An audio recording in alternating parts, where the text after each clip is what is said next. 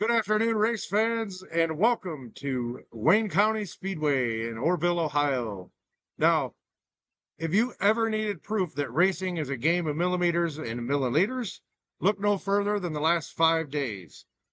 We have watched a Joe Gibbs Racing powerhouse execute a high-speed, fuel-saving dance on the pavement of Pocono to rewrite the history books of NASCAR, and we've seen a 20-year-old rookie go toe-to-toe with veterans on asphalt, and on the dirt.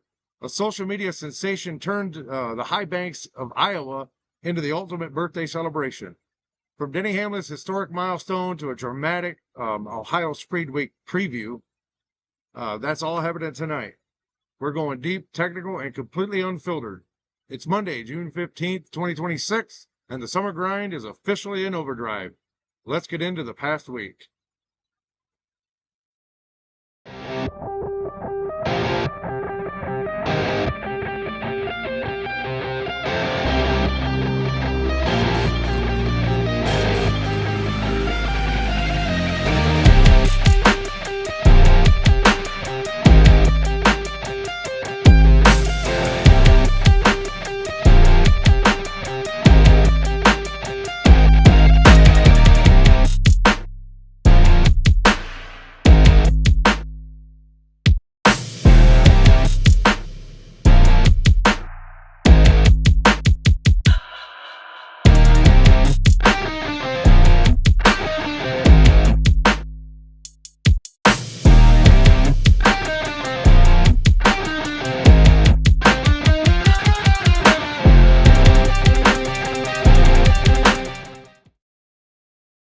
We're live here at in Orrville, Ohio at Wayne County Speedway, so I apologize ahead of time if you hear a bunch of background noise. I have my generator running. I tried to hide that with my truck and my camper to try to cut down on some of the noise, but I also do have the pit area literally directly behind me. I'm against the fence of the pit area, so just behind the camper, and I have a highway just off to my right, which would be what you're seeing will be on the left, but so I apologize ahead of time for any of the background noise, but this is where I had to camp at tonight. So we start on the asphalt of Long Pond, Pennsylvania at the legendary Tricky Triangle.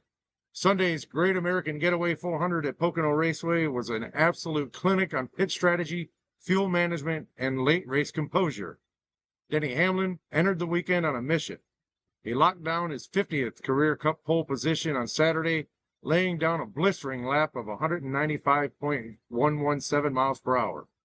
Come Sunday, his number 11 Joe Gibbs Racing Toyota Camry was the class of the field.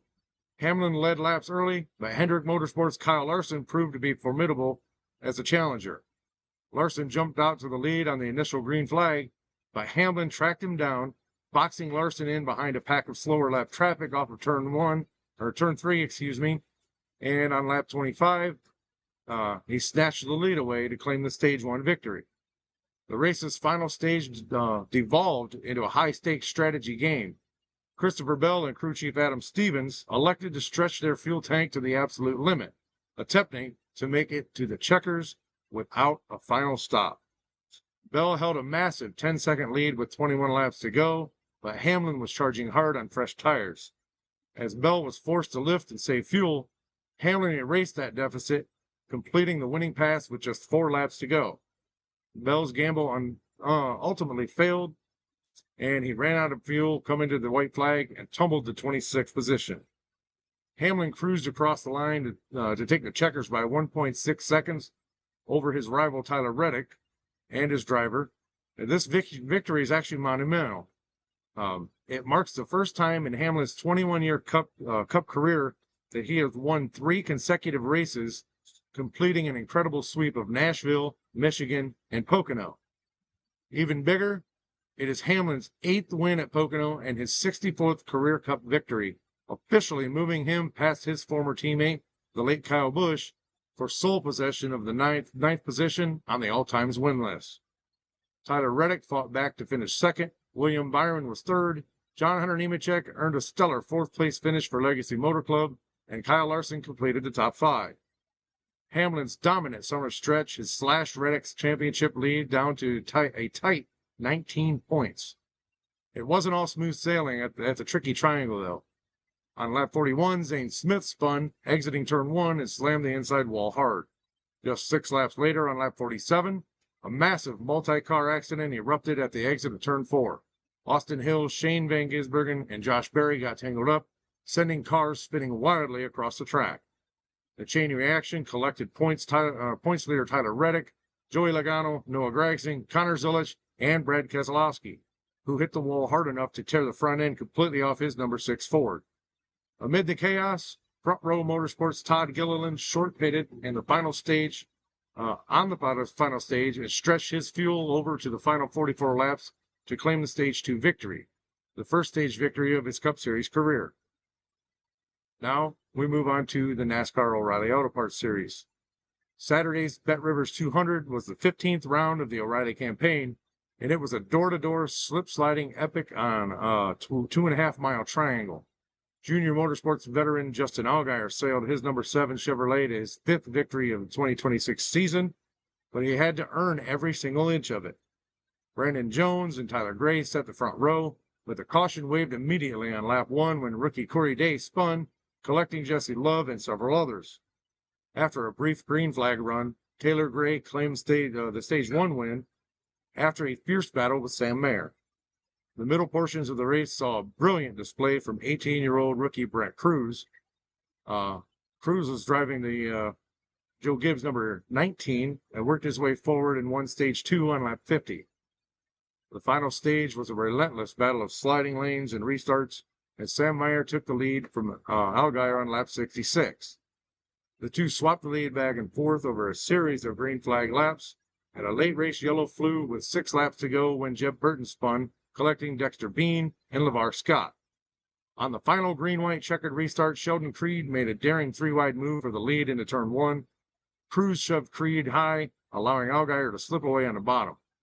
Allgaier held off a furious last lap charge from Cruz and William Byron to secure the win by 0.607 seconds. Cruz finished 2nd, Byron 3rd, Sam Mayer 4th, and Creed finished 5th. Allgaier's victory extends his commanding points lead to a staggering 250 points over Jesse Love. NASCAR Truck Series, well, they were off this past weekend, giving the teams a chance to catch their breath after a wild photo finish at Michigan, and they're prepping to return to action at the Coronado Street Course in San Diego on Friday. Lane Riggs holds a 26-point advantage over Caden Honeycutt at the top of the standings. Now we move on to the high-limit sprint cars. They were Eagle and Shelby County. Okay, so shifting our focus over to the dirt. Starting with Interstate Batteries High Limit Racing. The Roto-Rooter Midweek Series brought high-stakes drama to Nebraska and Iowa, and we saw a spectacular first-time winner. Eagle Raceway hosted the 4th annual FK Rod Ends Eagle Nationals in front of a capacity crowd dicing for $55,555 to win.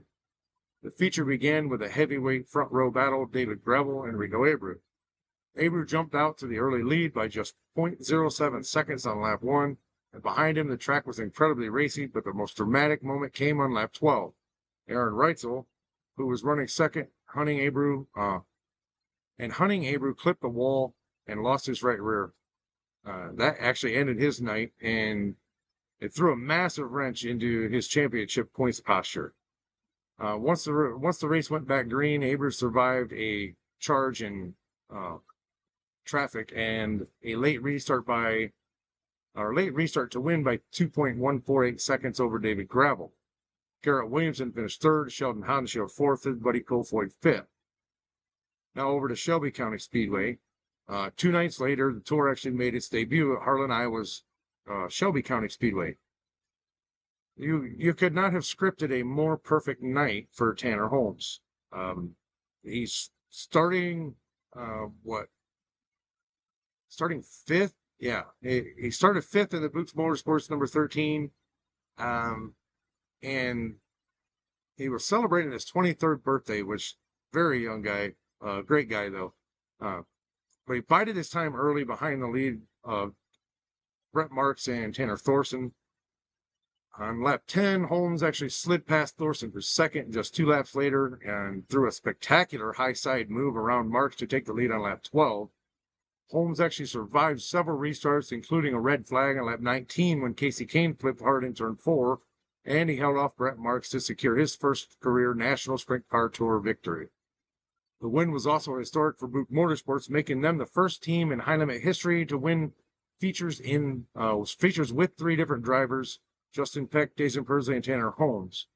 Marks finished second, and Tyler Courtney was the hard charger, driving from 14th to 3rd. And now over to the World of Outlaws NOS Energy Drink Sprint Cars. Over on the World of Outlaws Tour, the stars of the greatest show on dirt took over Knoxville Raceway for a wild weekend of open wheel combat. Friday night's portion of the premier Chevy Dealers Clash at Knoxville was a 25-lap thriller. Brett Marks has spent the entire spring collecting heart-wrenching runner-up finishes. At Knoxville, the number 19 team finally took the elusive final step.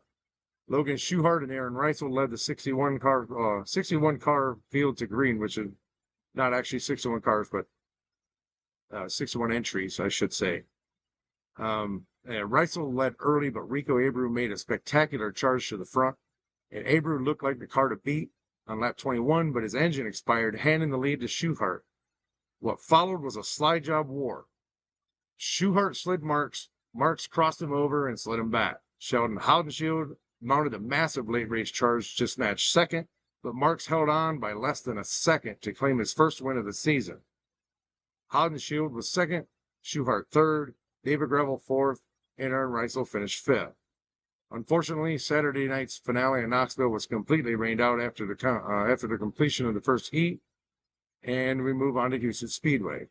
So Sunday, the Outlaws actually invaded Houston's for what was it? The Gooden Company night, the final critical tune-up before this week's Houston's High Bank Nationals. Ryan Timms put on an absolute show. Andy Pake led the opening 7 laps, but Timms used the bottom groove of the high bank track to take the lead on lap 8. Timms survived a pair of late-lace red flags, including one right as he was taking the white flag, to win by 1.198 seconds over Tyler Courtney and Pake. So, great show there. Now, we move on to the All-Star Circuit of Champions. Well, it's time to shift our focus over to the most grueling, prestigious, and storied week in all of open wheel racing. Ohio Sprint Speed Week has officially been underway since Friday. This is the ultimate test of man and machine. 9 straight days of 410 wing sprint car racing, except one. You get it one night off unless there's a rainout, which there was. But tonight, the tour rolls off into Orrville, Ohio for the 13th running of the prestigious W. Smith Memorial right here at Wayne County Speedway. Before the cars push off, let's break down how we get here and what to expect tonight. Speed Week nights number 1 and 2 recap. Well, it kicked off Friday at Attica Raceway Park with the Burt and Bridget Emmett Classic. I was not able to make that with my camper. I did make the race, and I didn't make it with the camper. I had some other things come up in the morning that just kind of put me a little bit behind schedule. But I only live about 25 minutes from Attica, so no big deal. Saved a little bit of money on camping, so.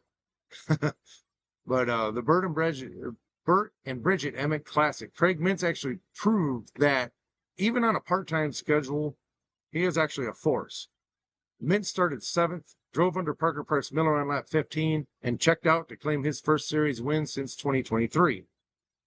Cap Henry and Australian driver Ryan Newton tangled on lap 14 while dicing for the lead, causing both to spin, hit the wall, and handed the lead to Parker Price Miller before Craig Mintz made his move.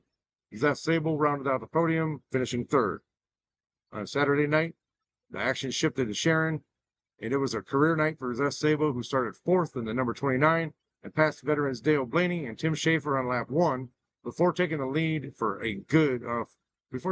good on lap 3. Sable survived a late race red flag and actually claimed his first career All-Star victory over Dale Blaney and Leighton Wagner. Sunday's scheduled 3rd round at Millstream was rained out last night, unfortunately, doused by severe rain, and that sets up tonight's Wayne County Speedway Showdown as a high-stakes reset. Here are just a few Wayne County Speedway track specs and info. If you've never seen a race at Wayne County Speedway, picture a, what do you want to call it? A paperclip shaped bull ring on steroids. Kind of like, I would compare it to Martinsville in NASCAR. So it's a high-octane 3/8 semi-banked dirt oval located just south of Orrville, Ohio. The clay is actually known for taking rubber late in the summer, but early on it develops a wicked cushion that rewards the bravest cushion riders in the business. The record, well, the all-time 410 sprint car track record at the county belongs to Spencer Baston, who actually laid down a blistering lap of 13.808 seconds on April 21st, 2018. But tonight's Duffy Smith Memorial features the All-Star Circuit of Champions 410 sprints dicing for a $7,500 to win, basically general admissions show, alongside the local mod lights. Gates opened at 3, and highlights are scheduled to start here in just about 5 minutes at 6 p.m. So it's going to be a great night of racing here. Beautiful day out, beautiful night. To win an Ohio Sprint Speedway title, you have to survive the most brutal schedule in the sport. Famed PA Posse invader Danny Dietrich is the defending Speedweek champion, taking the 2025 crown in a dramatic finale over Tim Schaefer and Cap Henry. The history of this Speedway Week reads like a Hall of Fame ballad, though. Legendary lowrider Dale Blaney holds the record for the most individual Speedweek feature wins and the most Speedweek championships, claiming 5 titles: 1995, 2003, 2004, 2006, and 2014.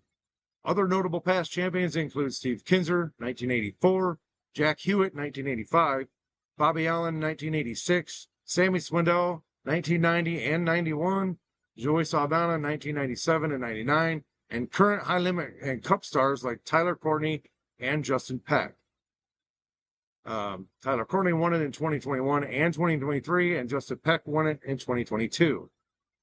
So whether it's Denny Hamlin making history at Pocono, Justin Allgaier taming the O'Reilly Field, or Tanner Holmes taking his first career win on his birthday, or the Stars of Ohio preparing to battle the county tonight, this is the absolute peak of the racing season. Tomorrow, we're actually loading up, switching the Switchin Grooves rig, and heading straight down to Eldora Speedway to bring you another daily raw trackside update of the 44th annual Ohio Sprint Speed Week. But until then, remember, we bring you race recaps, breakdowns, and all those insane adrenaline-packed moments every week. Whether you live for those sideways, mudslinging, dirt track slide jobs, or the door-banging, paint-trading action of NASCAR, you belong right here. Hit that subscribe button now so you never miss a finish. Until next time, keep switching grooves. I'm Russ Fritz, and I'm saying race hard, stay safe, and we'll see you there. Good night, everyone.